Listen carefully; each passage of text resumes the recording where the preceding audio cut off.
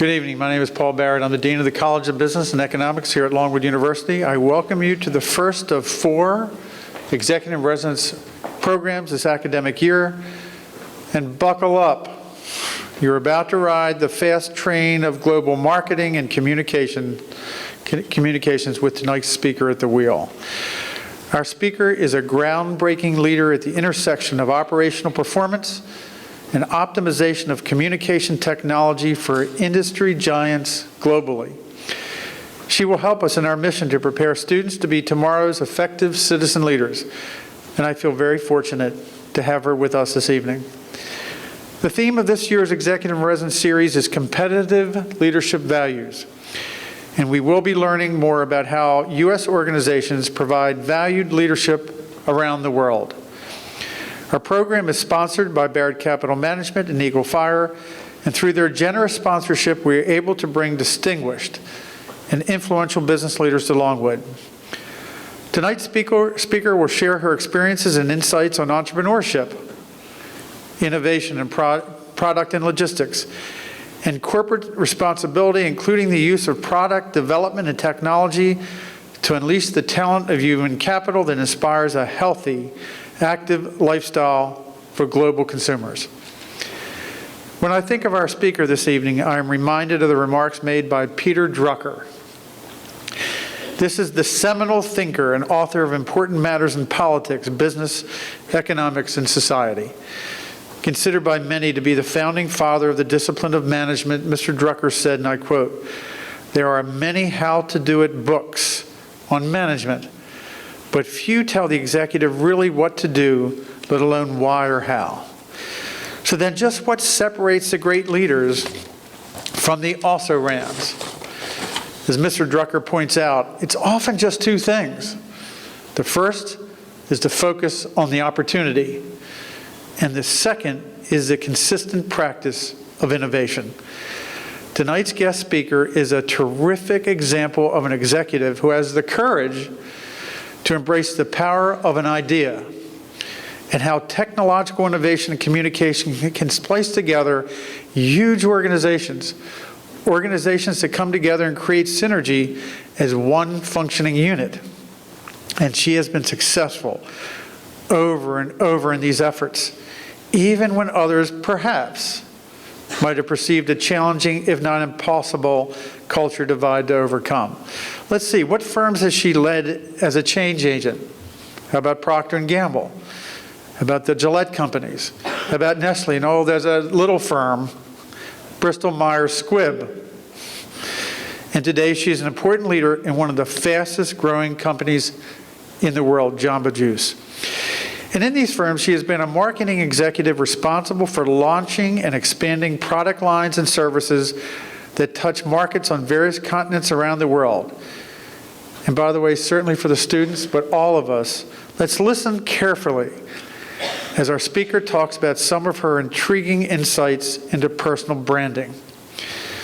If we all listen carefully, we will know that in everything our speaker does, she consistently shares the learned lessons of her success with others. I would say she is a Peter Drucker executive in action. And I thank her in advance for sharing her story with us this evening. Before our speaker is introduced, I would like to recognize our financial sponsors for tonight's program. Would you please stand? From Barrett Capital Management, we have with us the CEO, David Barrett. We also have from Eagle Fire, we have 2 sponsoring guests tonight, the CEO, Harry Hoffman, and Corey Nichols, Operations Director, Eagle Fire.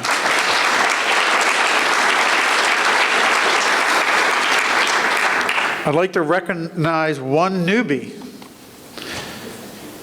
President of Longwood University, Taylor Reevely, is in the house tonight.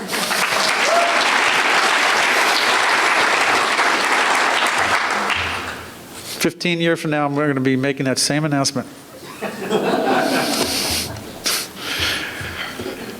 I'd also like to recognize the students that are sponsoring this event tonight, the student associations, with all the members of the Marketing Association and the Retail Association. Would you please stand? All one of them. There we go. Thank you. Finally, it is my pleasure to present to you the individual who will actually introduce our guest speaker. Mr. Harold Hatchett III is a Longwood alumni and one of our most successful business school graduates ever. Amongst his many executive positions, he was Chief Financial Officer for the Shell Offshore Companies. Then he was Chief Operating Officer and Global Business Services Manager for Shell Finance Services. And he also held the position of Chief Investment Officer for Royal Dutch Shell, the largest corporation on the planet. He currently serves as Chief Financial Officer of an entrepreneurial firm that has developed a unique energy product for a global market. And today, he shares his wisdom with everyone he touches as the head of his consulting company. It's clear when Harold Hatchett talks about self-confidence and leadership, people listen. Please join me in welcoming to the stage one of Longwood's models for citizen leadership, Mr. Harold Hatchett.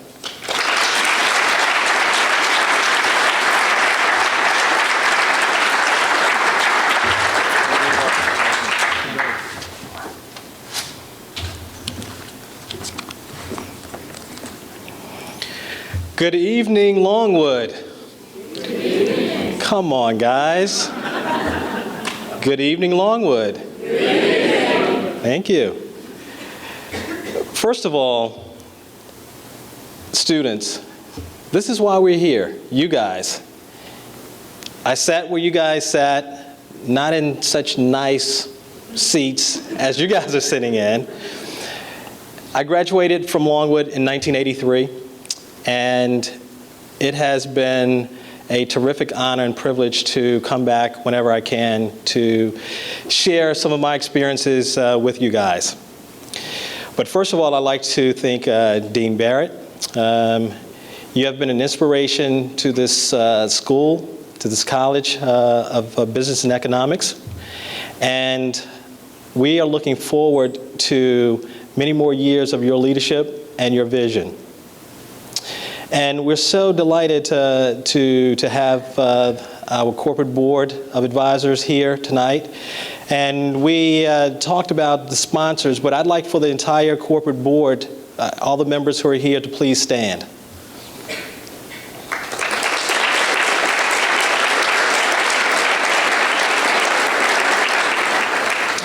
Also, it's a pleasure to always have the president of the university in the house.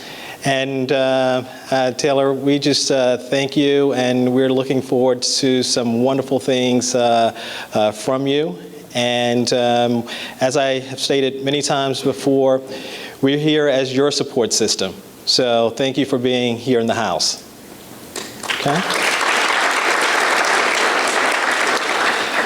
I'd be remiss not to thank my support system. First of all, I'd like to just introduce my wife, Charlize, to you guys. Please stand, Charlize. And please, my family from Kenbridge, Lunenburg County. My mom is here, my aunt, my stepfather, and a very distinguished professor many years here at Longwood. Would you guys please stand?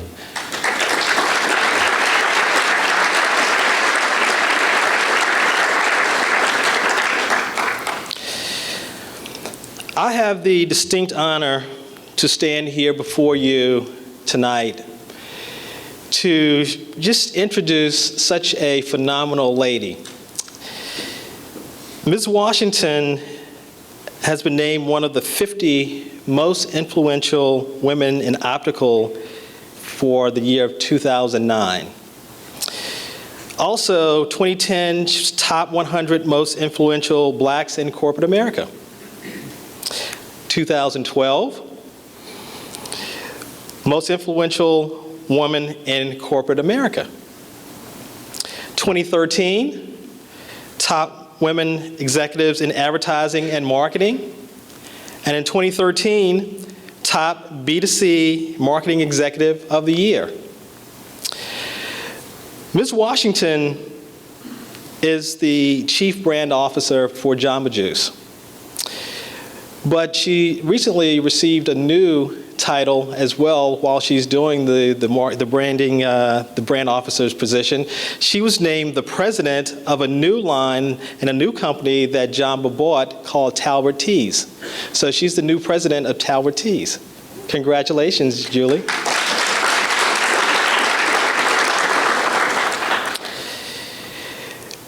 Ms. Washington is an accomplished senior marketing and sales executive with careers spanning over a lot of different companies. Dean Barrett mentioned the companies that she led and was a part of.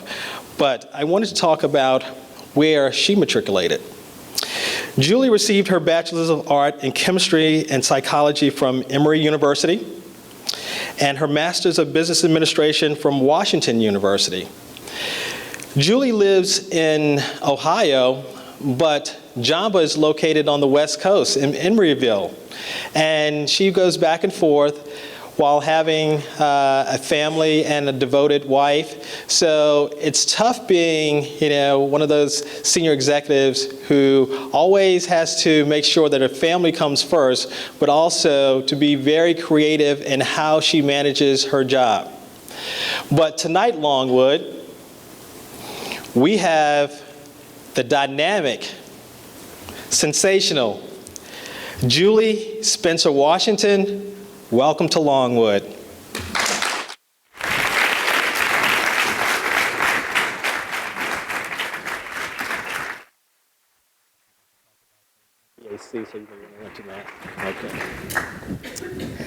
I only have 1 minute, only 60 seconds in it. Forced upon me, can't refuse it. Didn't seek it, didn't choose it, but it's up to me to use it. I must suffer if I abuse it, give an account if I lose it. Just a tiny little minute, but eternity is in it. Good evening, everyone. I am delighted to be here tonight, to have spent the time with you earlier today. But I only have a couple of minutes, and I am very much about intentionality and being purposeful. And so with that, I thank you for giving me some of your minutes of this night, but also of your life. And hopefully there's something that is said, a thought that is at least brought to the forefront of your mind that causes you to ponder a little bit longer, or better yet, to take an action that encourages your heart, clarifies something that's within your spirit, that because of the vision for the executives in residence, it provides you that opportunity. But it's not lost on me that you guys all had something else you could do tonight, but you decided to be here. And so for that, I thank you for your sacrifice, but also for being present with me. Thank you to Taylor for being so kind. I think this is the third or fourth time we've been together today, and I'm sure the Office of the President had many more things on your to-do list. So thank you as a new president to be here tonight with us here in the business school. Thank you, Paul. We've been talking for over a year, so it's more than my phone and email buddy. But yet, thank you, and thank you, Diane, for being with us. And I'd be remiss if I didn't say thank you to Harold.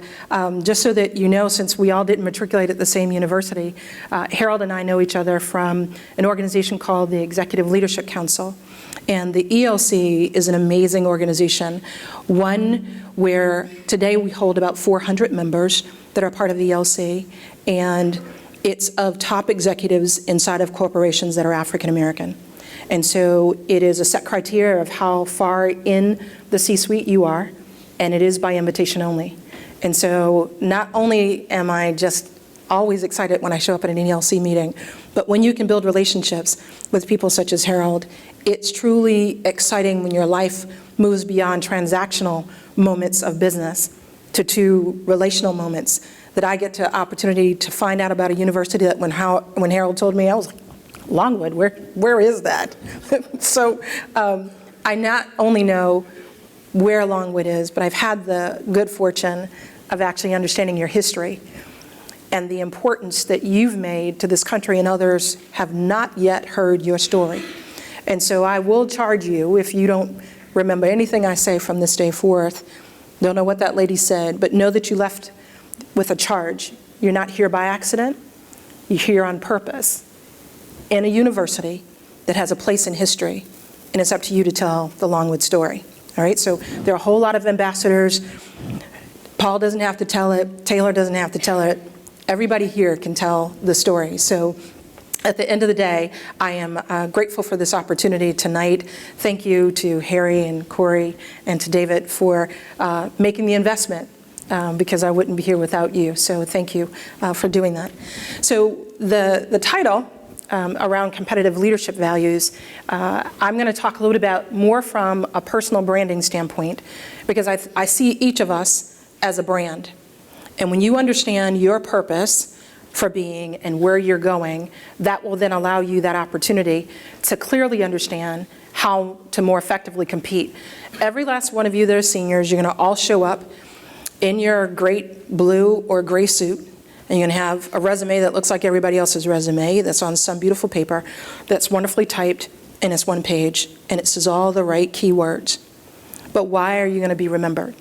And so for that, I challenge you that hopefully there's something here that helps you see with a little bit more clarity why you're here, what you're going to do to differentiate yourself. And that's what I've tried to do throughout my career as well as through my life. So with that, I have a couple of minutes, and then I hope we will have Q&A. And if not, guess what? I have a couple of plants, because every good speaker has somebody in the audience that will not be bashful to say anything. So I think this is my clicker. And those, for students, if you want to take notes, you can. I tried to make sure that sometimes it's hard to listen, absorb, and then also remember, what did she say? So a couple of things are going to be on the slide for you as key takeaway. So what will we cover tonight? I'll talk a little bit about personal branding. At lunch today, Jerome asked the question about branding versus marketing. And so I'll talk a little bit more about what I define as branding. The second piece that we'll go through are my leadership philosophies. So I spent some time at Procter & Gamble, and they are one of the most intentional organizations I've ever been a part of. And so everybody has a leadership philosophy that spent a day inside of the institution of Procter & Gamble. And so only to make it clever and creative, as a marketer, I came up with 5 Ps for my philosophy. And then I will share leadership values, and it's within the philosophy that I have and the values that I embrace that truly define my competitive advantage. So we'll go through my 5 Cs. And then I'll talk a little about the lessons that we learn. So after you finish any class, I believe that you should walk away saying, well, what did I get for the time that I invested in, as well as that the professor invested in me, as well as into the other students. So if we don't take lessons from life, I at least believe you have to repeat said lesson. So you know when you don't do well on a test, sometimes there's the opportunity to retake that particular test, because you need the information in order to move forward. And then the last piece, I'll talk a little about the personal beliefs that drive me and that ultimately provided me the opportunity to stand where I am within corporations, to have the impact and the influence and have fun while doing it. And so yes, you can go to work and have fun. So that's what we're going to cover. So hold me true to my promise of the material and the content. But first, let's talk a little bit about the definition. So personal branding, as I at least define it, it's the word or the phrase that comes to mind when we say Dean Barrett. You've had an exchange, you've had a thought, you have an opinion. Even before he said anything, when you showed up on campus, there was something about the institution, about his leadership, about his brand that was true in your mind. He hadn't even validated it. He didn't give you other information, but you came in here believing something. When I actually walked on the stage, for those of you that did not know me, had not had an exchange, you made certain assessments about my brand based upon what I look like, and then when I opened my mouth, what I said. You've already formed an opinion, so either I'm going to prove that that is true, or I'm going to hopefully change the opinion of, oh, maybe I'm not that wicked crazy lady. I'm actually really okay, right? So hopefully my brand shows forth. But I think an important piece of any brand, because no matter if I was at Procter & Gamble and we're looking at toothbrushes, toothpaste, deodorants, shampoos, it's not what you say you are, it's what your consumers say you are. And I think, as you guys know, as being a part of the millennial generation, it is really, really critical to make sure that perception and reality come together. Because I could have intentions for one thing, but if you perceive me as something different, that means that's who I am. It's how you actually saw me, not how I intended for you to see me. So that's what most marketers are always, day in and day out, trying to seek consumer research. So for those of you that are interested in consumer research, you're a vital part of the story of a brand, because I need to know what consumers are saying, not what am I saying to them, but what they're saying to me and about me in order for me to be validated as the brand that I am. And I think the other word on this slide that's important is consistently. Because just as a friend, if you're in a sorority, if you're in a fraternity, it's hard to count on people who are one way on Monday and another way on Tuesday, and another way on Wednesday, and oh, by the way, they're supposed to be on your team and you have a team project to do. Just a little bit difficult to nail them down to say, I have no idea what this person is going to do, whether I can count on them, but as a brand, you must be consistent. If I told you, if I was a Tide brand manager, that I was going to clean clothes, you're expecting me to clean the clothes. So whatever it is, it's my promise, then at the end of the day, that is my job to actually deliver on the promise. But it's only after I've consistently performed that I can validate that my promise is true, and the brand that I purport to be, I actually am. That sometimes takes some brands longer than others, but part of that is also about our points of differentiation. So that's my personal definition of branding, and I see myself as a brand. And so maybe if we were talking to Harold, maybe as a finance person, a CFO wouldn't say that they're a brand, but I see everybody in a room that I'm in as a brand. And you just don't know, but you're in a package already. From what you decided to wear, you're representing your brand. I taught at a class at Xavier University, and a young man walked in and he had a hat on his head. Evidently, that's his thing. Everywhere he goes, he has a hat. But his classmates knew it, but I'm trying to figure out, well, why won't he rest his hat? You know, well, that's how my dad would say it back home, is you need to rest your hat, son. And he didn't, but that was part of his brand. Evidently, he didn't go anywhere without a hat on his head, but now I at least knew that was part of his brand. So I don't know if he thinks better, performs better, only if he has a hat on, but I wasn't there to change his mode of operation. But I was like, well, that's a different point of definition and distinction. I remember him, and I probably couldn't remember what anybody else had on other than the guy with the hat on. When I do a personal branding session, I lead them whether it's within our company. So I've done a session for our leadership. So anyone that's a director and above at Jamba Juice, I've done a session, it's about an hour and a half, 2 hours long, where we talk about making sure you understand your personal brand, writing your own personal brand story and mission.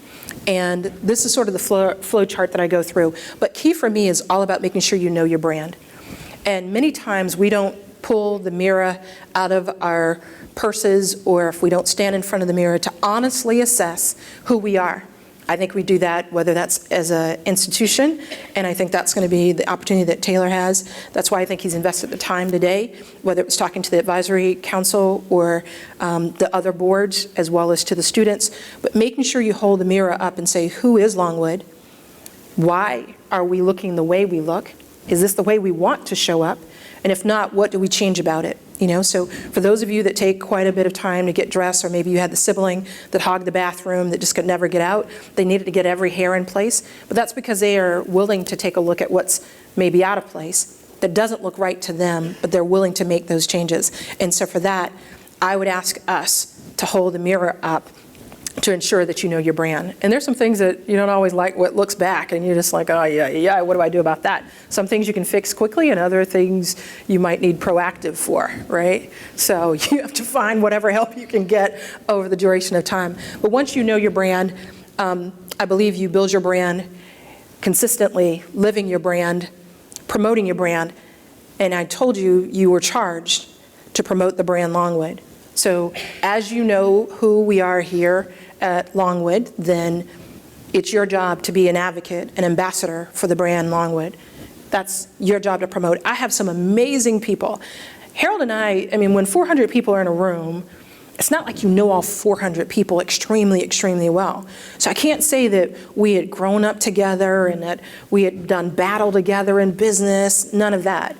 But the key idea is he's an amazing part of my PR group, because he's an amazing promoter of the brand Julie. I probably have him and Paul to introduce me anywhere I go. I'm sorry, I need to bring my group with me. These are my people that introduce me. And at the end of the day, when you leave the institution, Corey and I were talking for a second, I hope you know that your brand should continue to grow.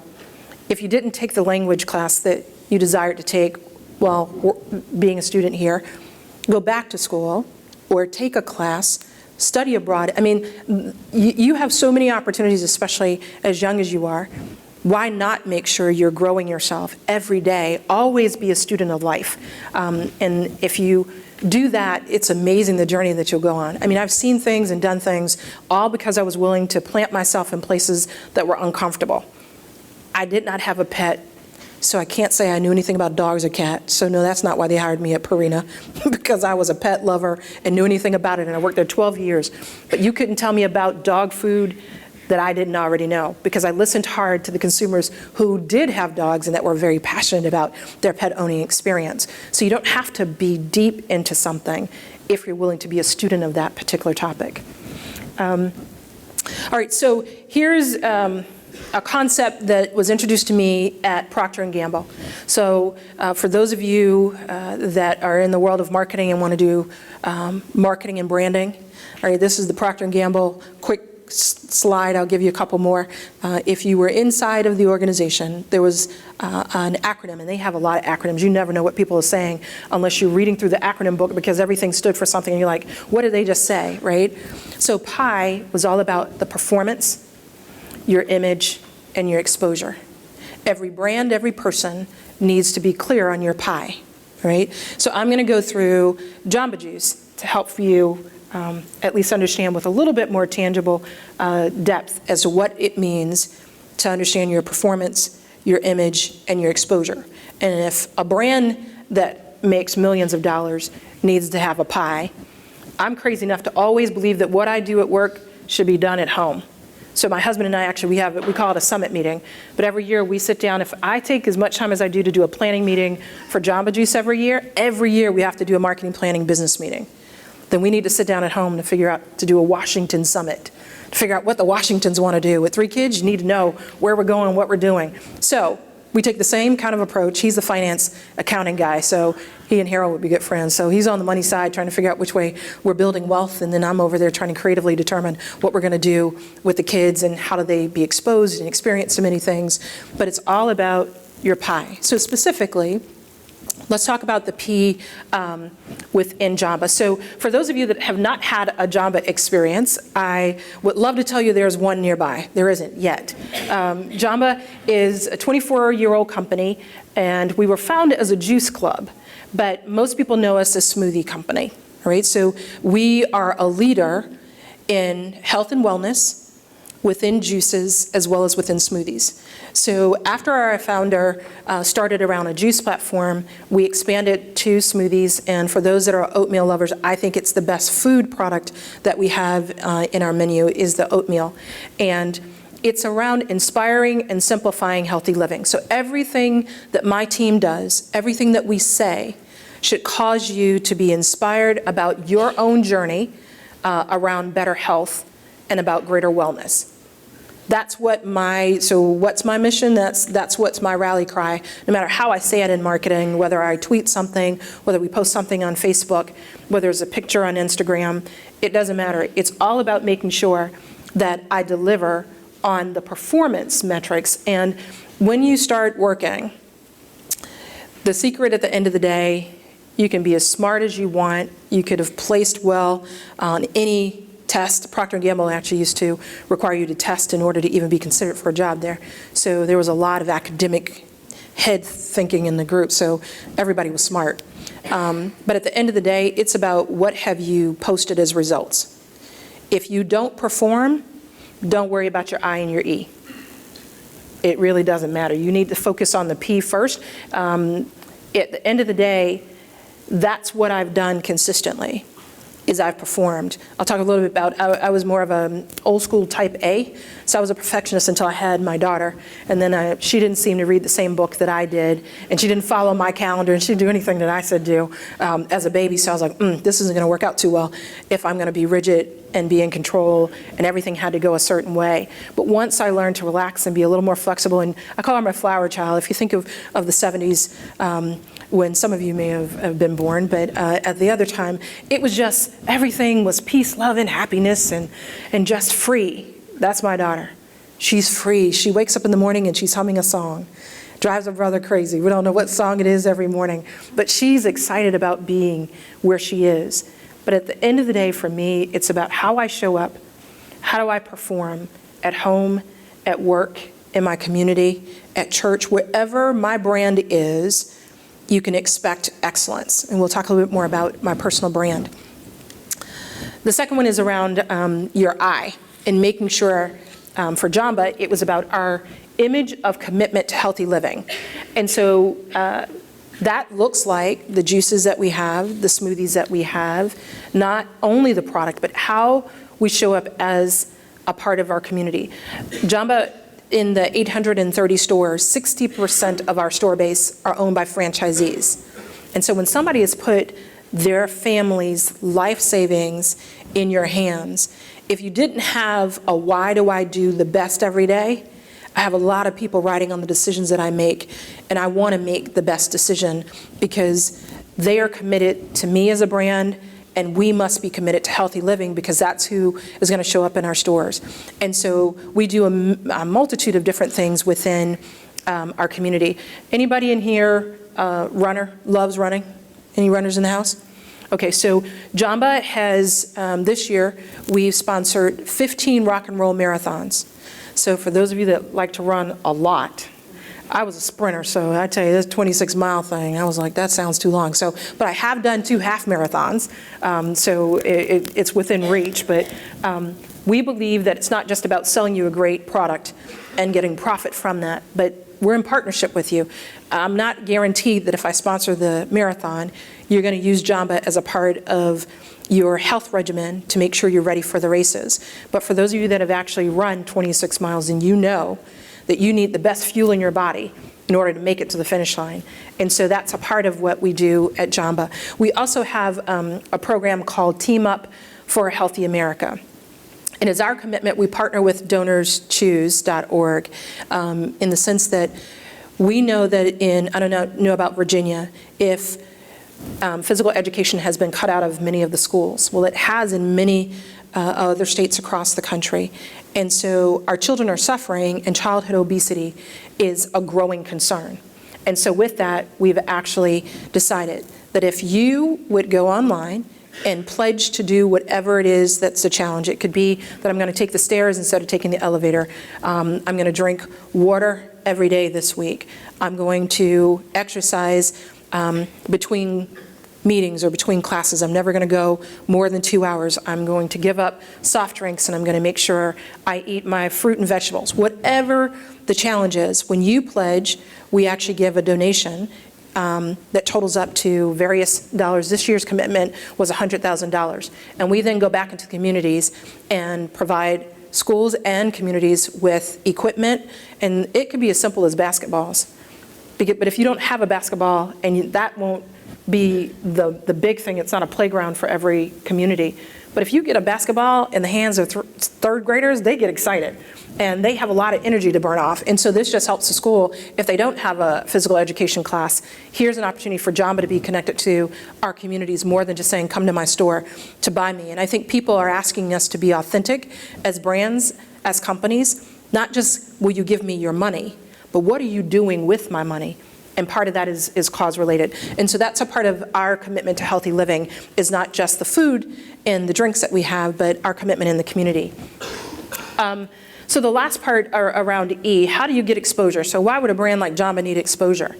Well, we need exposure because I don't have Procter & Gamble budget anymore. I'm poor. God, I don't have I need a lot of zeros added. And I have some fierce competitors. We have competitors from the top and from the bottom. Everybody wants to be in the health and wellness space, and they figure if they add a salad or they add fruits and vegetables, they are now healthy. That's a problem for me, because I believe we make the best smoothies that anybody could ever want. And I won't name all the various competitors, whether they're Denny's, McDonald's, Burger King's, Panera's, you name them, they all seem to have a smoothie somewhere. But at the end of the day, they're not the same nutrients, the same product proposition that I believe that Jamba will provide. So I need some exposure. And since I don't have enough money to buy my way to GRPs, I need to find another way to have some impressions. Jamba spent a lot of time over our years around social and digital. And so in the social and digital world, we actually have about almost 1.7 million Facebook fans. So I do a lot on Facebook. We do a lot within Twitter, within Instagram. But we also, for those of you that are really big on your iPhones and your Androids, we're partnering in many different tests with Google Wallet. We also have tests with PayPal and, God bless you, and with ISIS to actually figure out payments that people would desire to do. So some of you don't even know what a checkbook is. But at the end of the day, some of us still prefer, I know I do, to get a receipt. So please swipe my card. Please give me my piece of paper that I know exactly how much was spent versus it going up into the cloud and they told me the cloud was holding my information and it was all secure. But you never know. Paul is now going to have all this cybersecurity and I'll feel better because Longwood is going to make sure that all my information that I can't see on a piece of paper is going to be all secure. So at the end of the day, we've partnered with any Twilight, I think I asked the class earlier today, any Twilight fans in the house? So last year when Twilight had their last movie, we partnered with Twilight. And so that was a new piece for us because Summit Entertainment called us. And so we had, of course, a vampire smoothie that we made. It was blood red and the whole deal. And so we did some marketing to try to, because we weren't in the movie. So we're after the movie. But I was just glad to be in Hollywood. I couldn't afford it. So it was a lot cheaper to work that way than try to be inside of a movie. But that led us to being on the map. And once someone saw us affiliated with Summit, this year, Disney came to us. Not a bad little brand to be associated with. But Disney has been harnessing those entities that are most like their mission. And so they came to us because our kids' meal that we introduced in January was truly around the health definition and criteria that they had. And so they came out with a movie in August called Planes. And so we were a part of the Planes execution, and boy did Disney spend a lot of money, and they have a lot of celebrities, so I was able to attach myself to other celebrities that I didn't have to pay for, all in the name of Planes. So when you're trying to make sure that you're leveraging your I and your E, the image of Jamba was important before I exposed it to someone. You don't want to have your one opportunity to be presented when you're not ready, right? So that's why you have to always be ready. Because I always keep saying, what if at the airport, I'm sure she has on a private jet now, but at the end of the day, back in the day when I was having the first thought, I always wanted to be ready just in case I had the opportunity to bump into Oprah. Right? I was going to ask her for something. So I needed to know what it was. I'd probably only have 30 seconds and she'd probably have handlers around. But that's okay. I just wanted to be ready for my O opportunity. Haven't met her yet, but I'm still ready for my O opportunity. People, once they know you, they'll provide you opportunities like Harold did for me to be a part of the Longwood family when I otherwise may not have ever bumped into the opportunity to come here today or in the years to come.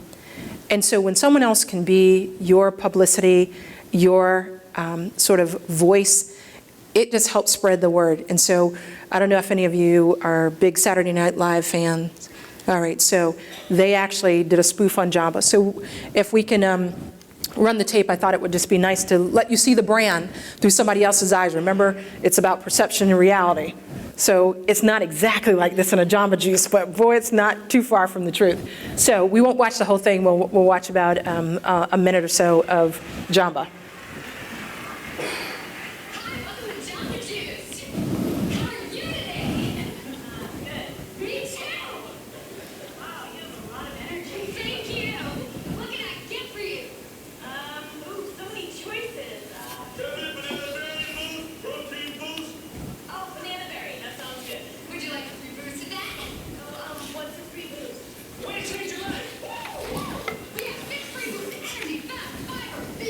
Protein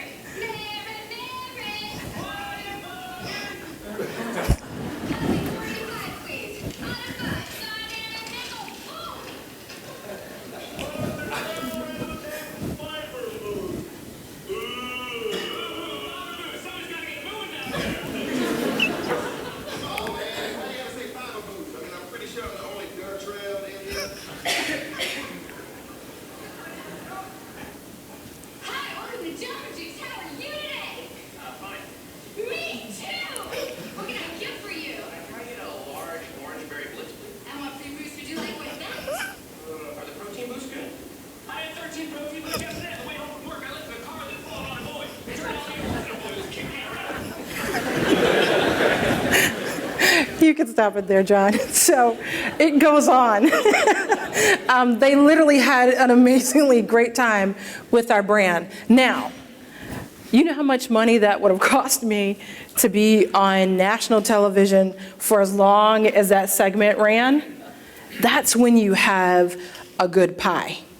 I've performed very well. I think it surely doesn't hurt that we have a lot of Jamba Juices in LA, and so when the writers write, I had the opportunity to see a couple of actors this weekend, and one played in Harry's Law and The Practice, and they actually, Harry's Law, it was based out of Cincinnati. Well, there's no Jamba Juice in Cincinnati, but the writer put Jamba Juice in the storyline. So we find out about things real time. Friends may be in a movie and they're like, did you know Jamba was noted in the movie? When the game came back on BET, had no idea. My husband yelling from upstairs, turn on BET, they're talking about Jamba Juice. Literally, we've received more impressions free. I can't even always leverage them because I don't even know when they're happening, whether it's in movies, whether it's in television. But that's when your brand is getting exposure that's unbelievable. And even as an individual, when you do the right things, when your brand shows up, when you're truly leaving a mark and leaving a legacy, people will embrace you and tell your story and invite you to be a part of their journey, all because they heard that you performed a certain way, you have a certain image, and they want greater exposure for you on behalf of, say, Longwood, all right?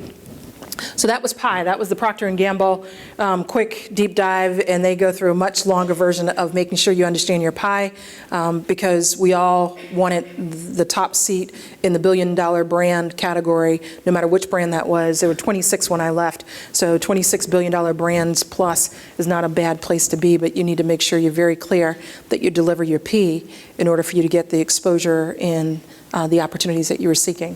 So. Moving away from the brand of Jamba and a brand that I've done, I thought I would talk a little bit about who I am. So remember I told you that I created, and I actually will share, I've done it with MBA programs, with organization with the Black MBAs within Jamba. I've actually had it with a couple of girlfriends, a couple of other acquaintances. We'll just go into some restaurant or somewhere and we actually talk. And I've talked them through their personal brand. So if I gave you the full paragraph, almost a page, if I truncate it, my personal brand is about excellent service. So everywhere I am, you can expect excellence. I'm present in the moment.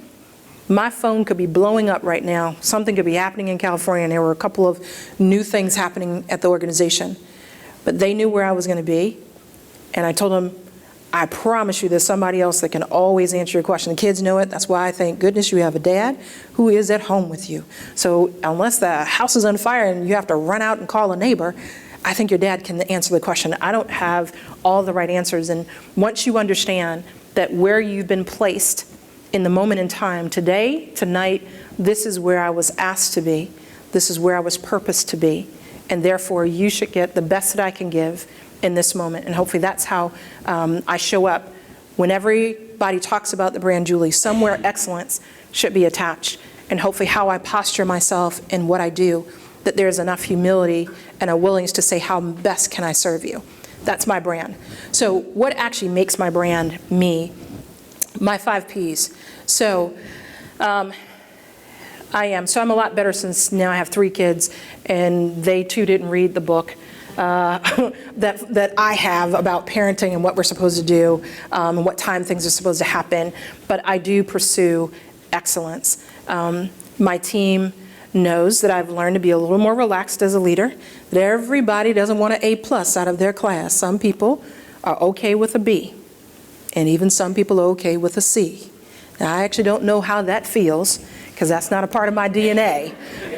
But I respect that everybody didn't show up saying, I want to receive the best and challenge and charge myself to do that. But that's a part of my brand. So everybody that knew me at work, I take the extra assignment.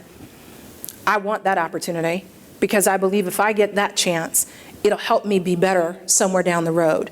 And then I can time certain things in life. My mom and dad, especially my mom, she must have asked us. We were married 4 years before we had the first grandchild, and my sister didn't have anything other than a German Shepherd, so that didn't help. So they were looking for the grandchild, right? For 4 years I have to keep telling my mom, but we're working on a purposeful plan Needless to say, that had nothing to do with what she had in mind, but she is so delighted she has 3 now, but she had to wait because I was pursuing what I saw as my excellence around those opportunities that I didn't think would come all the time. Passion for what you do. I think you know every teacher, every professor knows when students show up whether you really care about being in class. I know you think they don't know. They know if you really are just checking the box. Just like you know if a professor is there to pick up a check. If they're really not genuinely interested in your learning, they have set schedules and it's just, I only have 15 minutes after class and that's all I can give you. My opportunity is that I'm available. My team, so we work a little bit differently, even though I'm in Cincinnati and they're in California. If you have a need and I have the available space and time at the time in which you call, my desire is for you to be better, for you to learn, and it always can't be on my time. So back to the service, I make myself available. That is not always how things work in corporations. But I believe just as kids can easily tell when things are right or wrong in the house, if you're not passionate about what you do, I would strongly urge you to find something else to do because it just shows up. If you're an athlete, if you don't like a certain sport, you really show up differently than when you're passionate. You like, give me the ball, right? I want to take the last shot. When you are truly excited about what you do, everybody can see it. You don't need to be a cheerleader, but it wears on you because where you are, it just emanates. You light up when you talk about that thing, when you do that thing. Have passion about what you do.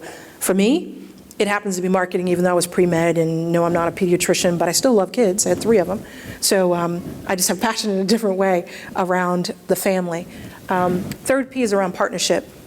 So I grew up in what would be a small family, but a big extended family. So I only have one sister, and so she was my friend and she was my enemy, and we just had to make up because we actually only had 1 bedroom because my mom is from a family of 15, and my mom is number 11, and sister that was youngest sister, number 14, she came and lived with us. And so the room that should have been my sister's was my aunt's, which means that my sister was in my room. And, you know, so you had to make friends real quick because in life you must find somebody to go on this journey with. You can't do it alone. I don't care how smart you are, how strong you are. In life, each one of us needs somebody. That's why you call it a life partner. If you're fortunate enough to find the person that genuinely loves you for all your good and while you're not so good, I highly recommend, I always say I recommend marriage when it's truly with the right person. If it's not, you should just walk away, let them just date you and just make it an exchange, but not anything that's a long-term commitment. But it's all about partnering. I partner with my agencies. I have expectations of them. I can't think of everything. I use a lot of sports analogies because my mom is a sports fanatic, I guess you could probably call her. If there's a sport, she's watching it right now on ESPN. If she's not at church, my mom is usually in front of the TV watching some sport. So those are her 2 things, church and sports. And no, we didn't have a brother, so I think that was a good thing because the poor boy probably couldn't dribble, couldn't shoot, couldn't hit, and it would have just been a bad thing. So this way, you didn't have to worry about it. But at the end of the day, for a partnership, you have to have somebody that's willing to tell you the truths of what they see, whether or not you're on track to the dreams that you've shared that you want to do and to receive, and someone to help you get there. So if you don't have a mentor, there are enough faculty members that I've met today alone that I charge you for your tuition alone. You should befriend a new faculty member if you haven't. They are here for you. You guys are missing your own opportunities, and it's your responsibility to find your life partners wherever they are in your journey. Don't miss those opportunities. I may not have stayed at Proctor for a long time, but boy, I have a lot of partners that I lean in. And the alumni network of Proctor is amazing. You don't have to be there 20 years. They treat you just as though you were part of the family, and many of them are CEOs of companies. So talk about the intel and the sharing that you can get just across that one company alone. Forget the house of Nestle and the house of Jamba, even though we're not that big. There's still many more people that are franchisees. The guy in Chicago, he's our franchisee, and you guys know how big Chicago is, so he owns the 42 or 44 stores in Chicago. Let's just say he evidently has financial depth, right? So not a bad guy to know at the end of the day. The fourth one is a predisposition around leadership and action. So Clint found out early at lunch today that if you don't have a question for me, I'll have a question for you, and ultimately it may require you to take action.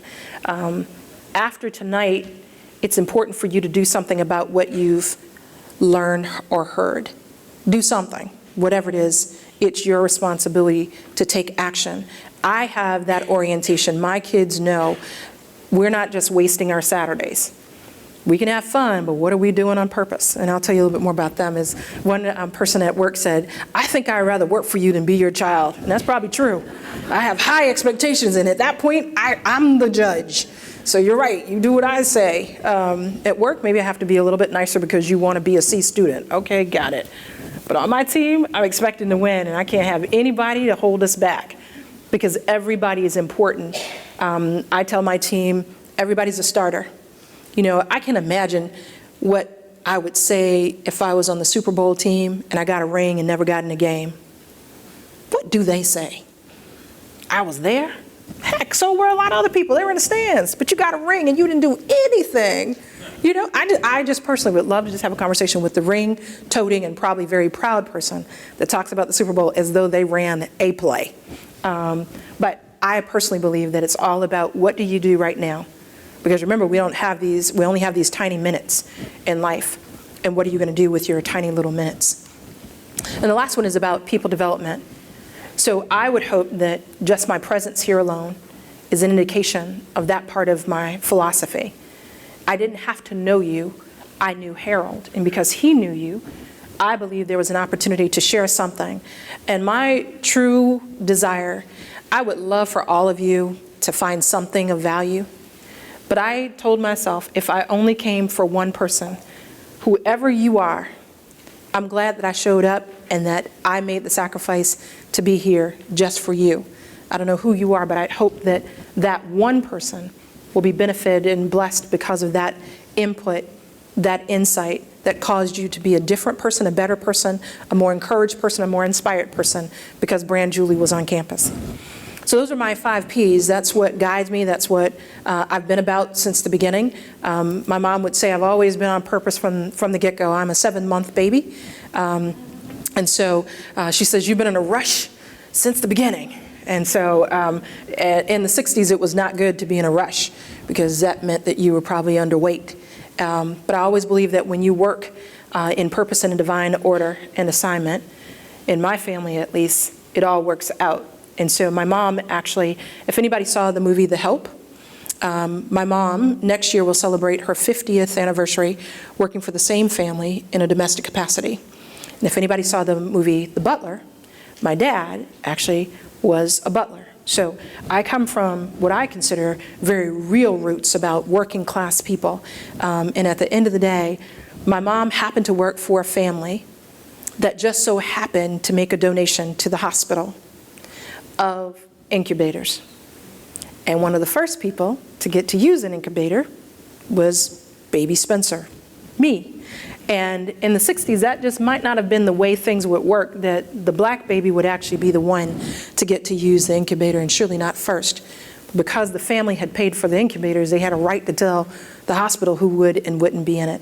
And so I was the recipient of being early, but I got to cook, as my mom says, I got to cook for 21 more days, compliments of the Gordons. So I'm grateful that you worked for the Gordons.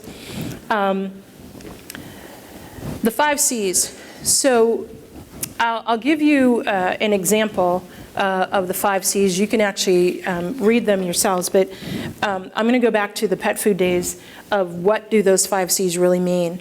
And I believe in leadership, you have to know what you stand for, because otherwise you'll fall for anything, is how my mom would phrase it. Be clear about where you stand on a thing. Well, the example I use relative to my character, the clarity of my conviction, I've had to learn how to allow people to have an opposing point of view. My point is I come prepared. I'm ready. It's not my fault if you didn't have your stuff together, right? Okay, well, that doesn't really work too well when you're trying to get everybody involved and engaged. But my point is, I knew the meeting was going to happen. Why aren't you ready with a counter opinion? And so I've had to learn as a leader that everybody doesn't speak up as soon or as readily, and so I need to work through that so I can allow them to find a voice. But I'm very clear about where I stand and what I think and why I think it. It's the scientist in me. Anybody that's ever had organic chemistry, once you've gone through the process of organic chemistry, I promise you, you think differently, or at least I do. But to my conviction and my courage, and I believe that you have to be willing to know your truths. Back to the mirror and standing up. My sister and I, we laugh because she's much lighter than I am. And so we used to say we're like night and day. Our personalities are probably like night and day. If she said left, my answer was always going to be right. So we have a very interesting sister relationship. But at the end of the day, you have to be willing to stand for what you believe in when you know that the other person, remember when she's my friend, you have to know your friend is going to answer the question differently, which in my mind would get us in trouble. So you got to be courageous and say, no, the curfew was 11 o'clock. We need to be making our way back home. Because she didn't really seem to have the same concern about what might happen if we showed up at 11:01 at my mom and dad's doorstep. I was worried whether or not we could get in. But to the example within pet food, you guys probably won't remember, but in the early 90s, there was a brand called Healthy Choice, still out in the marketplace. But health, everything was green. So Healthy Choice was a very deep green packaging. That was the beginning of health movements. I mean, everybody was going to the gym. Lifetime Fitness probably didn't even exist at that time. But everybody was going to, Vic Tanny's, I think, was probably a big brand at that particular time. But everything was about health and wellness, and everything was green. Well, in the Purina portfolio, I was given a small brand, so I wasn't on a chow yet, because that was Mecca. If you were on dog chow, puppy chow, cat chow, you had arrived. They evidently showed you that they trusted your intuition and your vision. So I wasn't there yet. I was on Fit and Trim. But here's the important thing about Fit and Trim. You always have to know your value. It was the most profitable brand in the portfolio. So if I could sell more Fit and Trim, somebody was going to have to take note that the numbers were going up, compliments of this green bag of dog food, right? And all dog food in my mind was not equal. So I now had to make a change. So we had a campaign, and it was working. We were selling products. So it wasn't that the brand was in trouble. My point was there just had to be growth, and that's one of the words that Paul has mentioned a lot around sort of the 7 elements of what you guys are focused on is around growth. And so I saw more than what was already there. For those of you that have dogs, 60% of all dogs, at least at that time, were overweight or likely to become overweight. So obesity was a problem there as much as we're focusing on it now with children. So, I mean, 1 out of 2 dogs are going to be overweight and they need my product. So I figured I needed to change my campaign, because the campaign, where I got the insight, once again, those that are researchers, I told you, the ones that were there earlier, I take 2 people into most meetings with me, my finance person and my consumer researcher, 2 most critical partners that I have in the organization. Well, my consumer insight was behind a focus group mirror and looking at the people who we were talking to. And the campaign was called Fat Dog ? Well, here was the insight. These overweight dogs had overweight owners. And calling their baby fat, nobody ever says there's a fat baby, even if that baby has rolls upon rolls, right? You don't hear any mother saying, oh yeah, that's my son, the fat one. Nobody says that. You know, I mean, it's just beautiful rolls, you know? So how could you say that their dog was fat?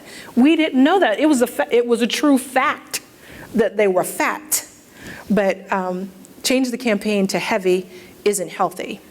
But I need you to take action. So there were 2 things that we did. I went back to history. If you go back into history, you'll find jewels and nuggets there. You don't have to start from white space all the time. Well, someone else had already come up with something called the rib check. And it was basically putting your hands around the dog to understand that if you could not feel the dog's ribs, your dog was probably overweight. Remember, I need you to go buy dog food now. I don't have time for you to go to the vet and decide that you can pay for it and all that. I need chop chop. You got to go, and I need money into the coffer right away. So if you can do the rib check, we did that. So you're in stores, if you go to Costco a lot, you know, they always got the samples and you can eat your way through Costco and be full when you're done.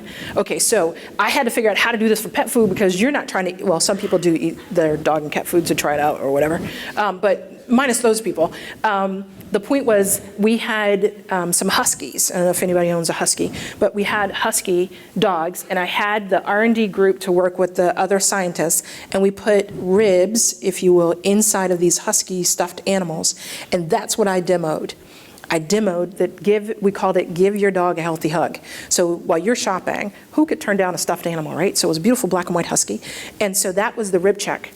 But the concept there was, if you understand that your dog is overweight, I need you to come and buy Fit and Trim, because we are there for healthy dogs, both in weight loss and weight maintenance. Because remember, I need you to keep doing it. It's like anybody, if I just get you for one time, that's not a good revenue stream. I need you to keep coming to me, because it's easier after I've made the investment in you once.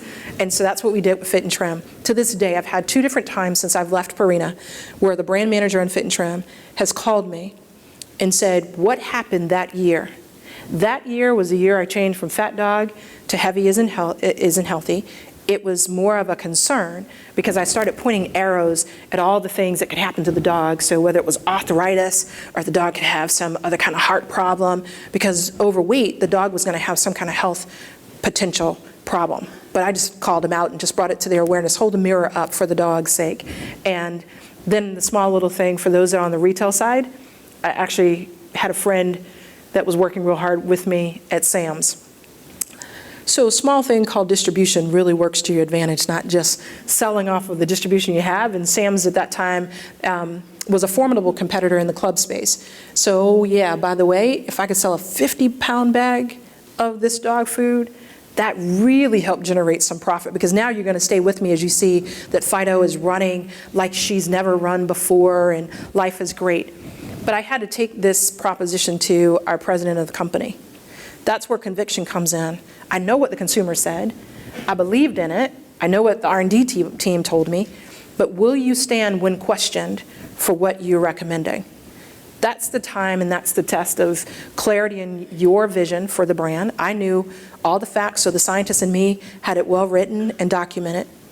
But would you be courageous enough to stand when questioned and maybe even challenged? Because somewhere, I didn't know the politics of the company. Somebody probably was the person who launched Fit and Trim and probably came up with Fat Dog. So here I am hijacking their proposal. But that, for me, was the beginning of a lesson that I think I've now repositioned 3 other brands.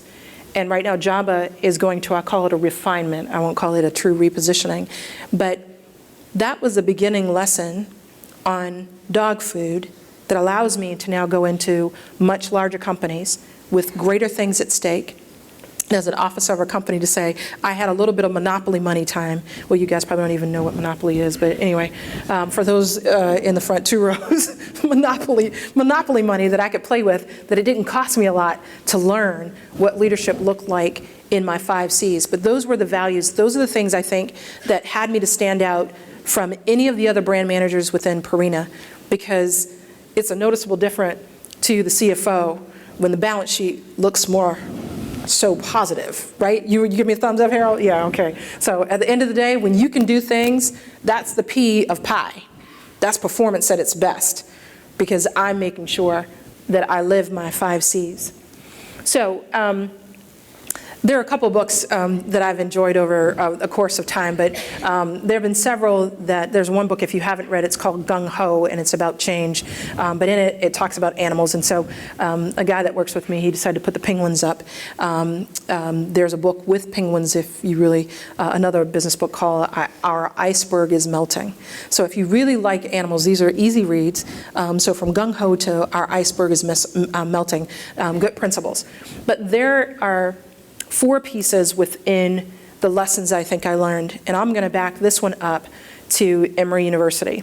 So in all things, I've already talked about the learning aspect of what you should find in life's lessons, but the other piece is practice. Anybody play an instrument? Right, so my 3 kids are taking piano, and my son, the oldest son, is actually learning how to play saxophone. It sounds like a bunch of noise right now, but I'm sure it's going to get better. But he's learning. The point is he has to practice, and that's what I always say. I haven't heard anybody practice today. You can't show up to a public opportunity without some private moments. I used to do a lot of pageants, a lot of orations. And the key idea, my mom was like, and so how many times have you practiced? She says, Julie, your public victory is preceded by private victories. She says, so when you say that speech and you say it well, act like you've been there before. But if you've never practiced to know, that was good, Julie, that was a good speech.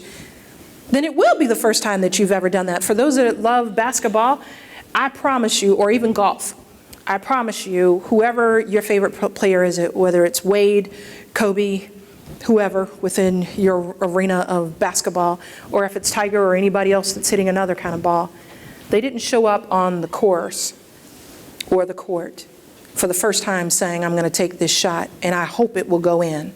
Hope is not a strategy. We say that often in corporate America. It just isn't. Luck is one thing, and back to sports again. My kids are big into NASCAR because at Gillette I had the opportunity to work on a lot of sports, and so I didn't know anything about NASCAR before I went to Gillette, but we watch every Sunday, and I follow it. As soon as I got off the plane, I had to see what was happening and whether Team 48, Lowe's, Jimmy Johnson, how well we were doing. At the end of the day, it's all about practice. Jimmy is lucky on many Sundays. I promise you. There are some things that happen on the track that is about luck. But he's one of the most prepared athletes that I've ever seen. I didn't know what went into driving a car and making left-hand turns for 400 miles. It's more than just seemingly driving. It's the amount of speed and the reaction time is impressive. But Jimmy spends a lot of time practicing with Chad and what that car will do. He knows when it's right, when it's wrong. The third word, and I think I told you guys about it before, is about being intentional. Why be here if you're not going to be intentional about what you do, about the time that you give? I actually, at work, people know, I don't let you waste my time. I used to just, you're thinking to yourself, man, I just lost 30 minutes. I don't know what they're talking about at this point, but they surely are wasting my time.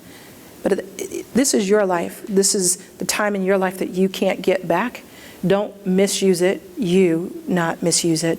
And don't let other people. So be intentional about what you expect to get while here at Longwood. Hold the whole university accountable for your experience because they have a promise to you and you have a promise to them. The last piece is about transparency. I think that's another word that we've used as well as being authentic. We need to be very transparent. Well, at Emory University, being in Atlanta, back in the 80s, so I graduated in the late 80s, we had a little bit of a racial problem on our campus. And in Atlanta, the city of Dr. King and nonviolence, let's just say nonviolence was not exactly what the student body was looking for. There was bad choices made by a fraternity and ultimately by our school newspaper called The Wheel. And when I came back from one of my chemistry classes, I actually had 36 messages on my phone. So it was a tape recorder at that time. So I'm just playing. I'm like, what must be going on?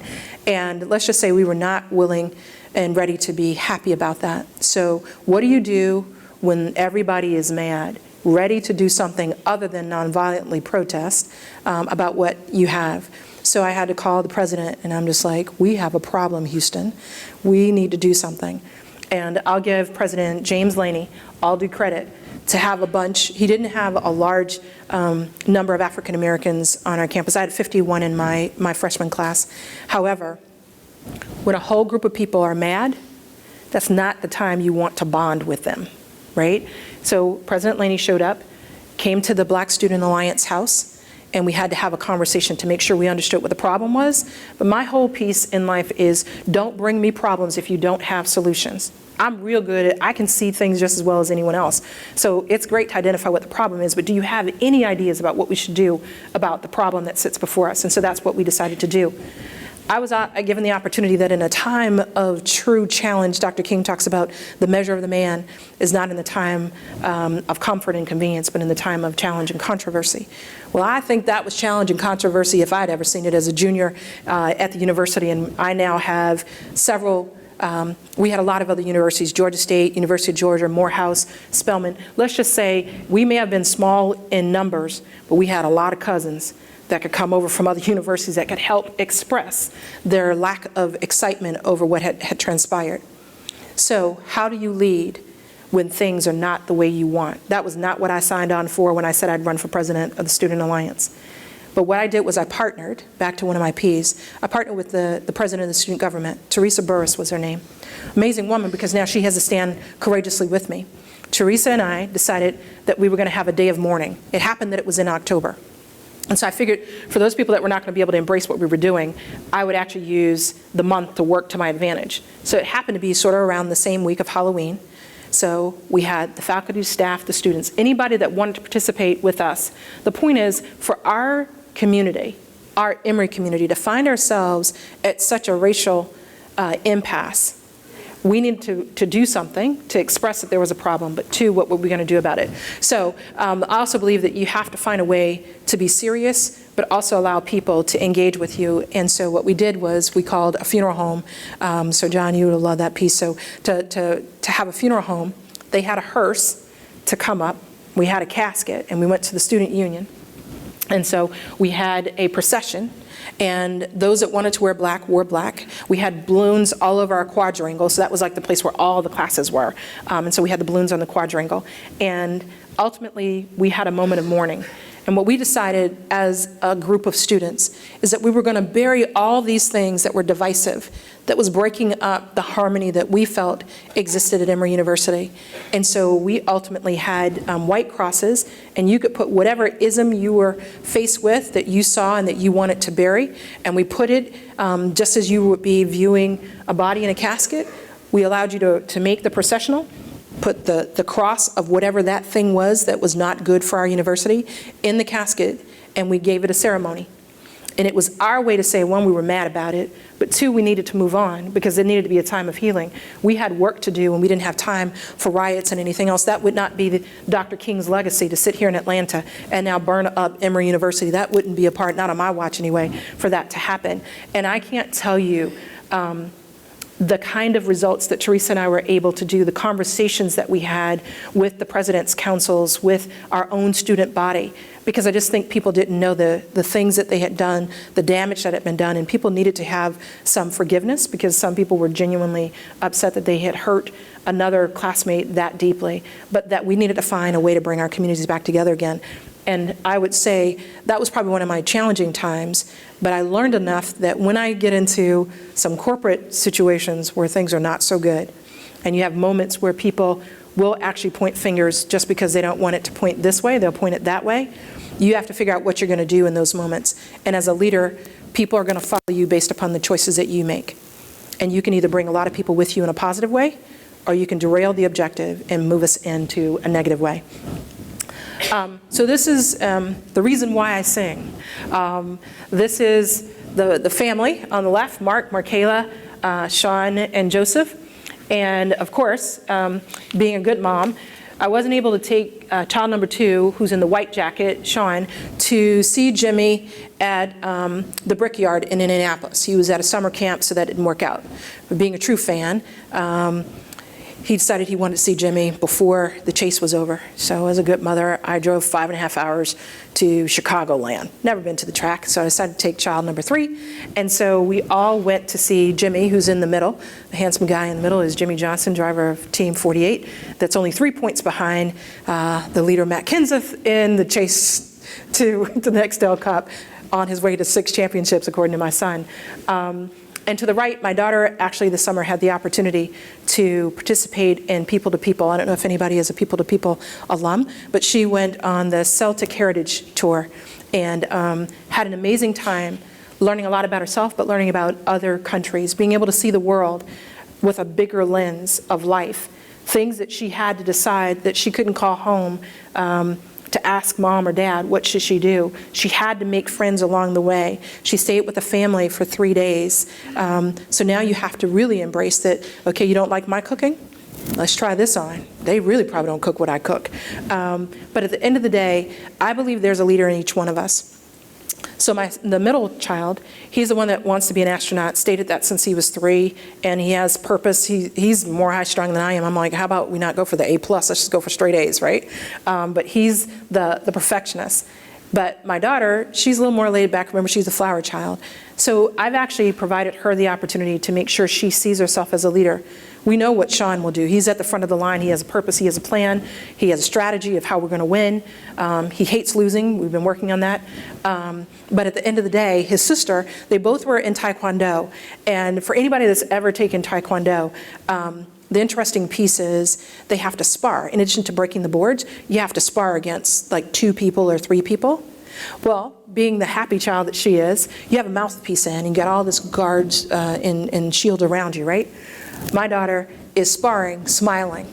Because why would she not be? The happy child is trying to show the grandmaster that she can fight while smiling. I'm like, it's not working, Markayla. You have to look like you're mad in order for you to be able to make it to the next belt. So needless to say, it took her a year longer to get there. But she's learned to find her own voice as a leader.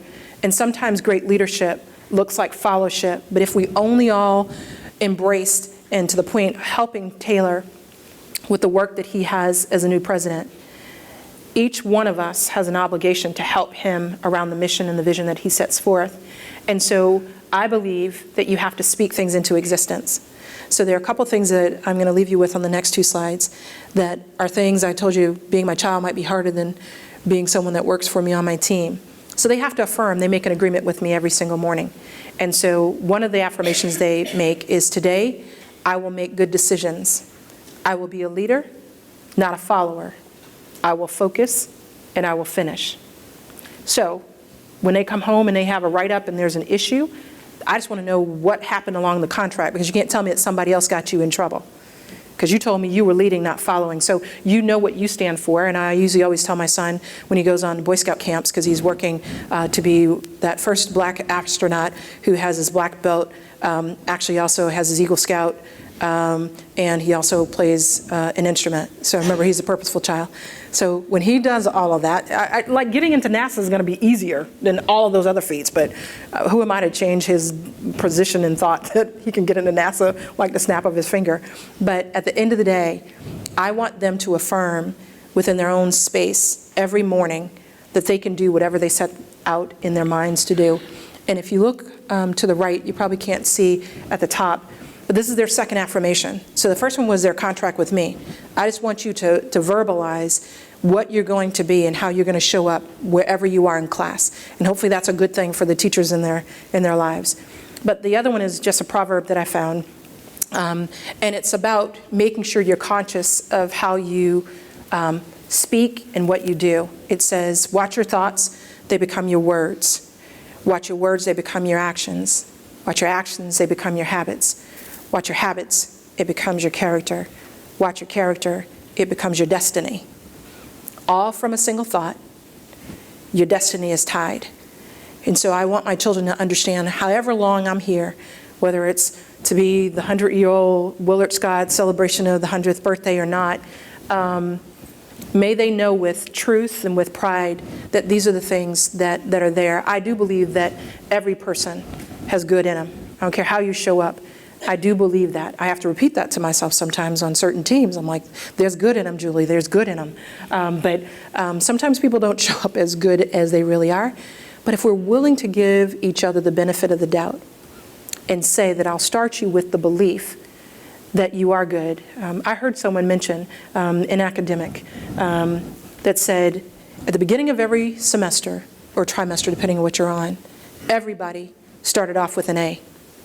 And what you then did was prove to the professor whether you were an A student or not.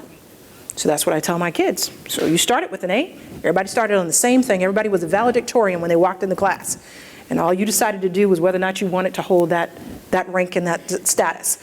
So you got goodness in you.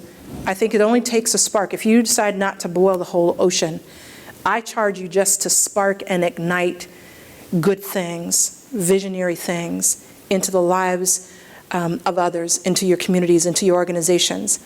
You don't have to do the heavy lifting of the whole thing. Just do your part. And many of fires, and now working for a company in California, there are a lot of fires in California. And it all started from the spark of something that somebody may not have been paying attention to. And so I ask you to ignite something in each other, in Longwood, into Farmville, wherever it is, wherever your path in life takes you, make sure that you're sparking something in each other.